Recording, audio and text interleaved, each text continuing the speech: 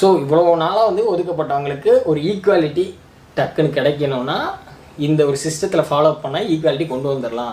அப்படி சப்போஸ் உங்களுக்கு வந்து பர்சன்டேஜ்லாம் வந்து அதிகமாக கம்மியாகுதுன்னா வந்து அப்போ வந்து முடிவு எடுப்பாங்க, இது தேவையா தேவையில்லையா, அந்த ரிசர்வேஷன் தூக்கலாமா வேணுமா வச்சுக்கலாமா இல்லை வந்து இன்னும் இப்படி மாற்றலாமா அப்படி மாற்றலாமா அவங்க வந்து டிஸ்கஸ் பண்ணி அதையும் கொடுப்பாங்க. இங்கே எல்லாமே ஓப்பனாக தெரிஞ்சிருக்கு, என்னென்ன சோர்ஸ்ன்னு சொல்லி உங்களால் வந்து போய் பார்க்கவும் முடியும். அந்த மாதிரி தான் இருக்குது. ஒரு லிட்ரஸி ரேட்டாக இருக்கட்டும், ஒரு இங்கே என்ன ரேட்டில் இருக்குது, இல்லை அடுத்த ஊரில் என்ன ரேட்டில் இருக்குது, எல்லாமே வந்து உங்களுக்கு ஓப்பன் சோர்ஸாக தான் இருக்குது. நீங்கள் தான் அதை வந்து பார்த்து தெரிஞ்சுக்கிட்டு நீங்கள் தான் அதுக்கேற்ற மாதிரி புரிஞ்சுக்கணும். ஸோ மார்க்கை வச்சு வந்து இது வந்து பிரிச்சிருக்காங்க. மார்க்கை வச்சு ஏன் வந்து பிரிச்சிருக்காங்கன்னு பார்த்தீங்கன்னா வந்துட்டு இதுதான் காரணம். ரேட் வந்து கம்மியாக இருக்குது. அதாவது பெர்சன்டேஜ் ரேட் வந்து நீங்கள் டெவலப் ஆனதை வந்து உங்களோட கேஸ்ட் கேட்டகரி டெவலப்மெண்ட் வந்து ரொம்ப அதிகமாக இருக்குது. ஸோ வந்து இங்கே ரொம்ப கம்மியாக இருக்குது. ஸோ இவங்களை வந்து புஷ் பண்ணி சீக்கிரம் வந்து ஈக்குவாலிட்டி கொடுக்கணும், இந்த சிஸ்டம்லாம் மாறணும் அப்படின்னா வந்துட்டு அவங்களுக்கு வந்து அட்வான்டேஜ் அதிகமாக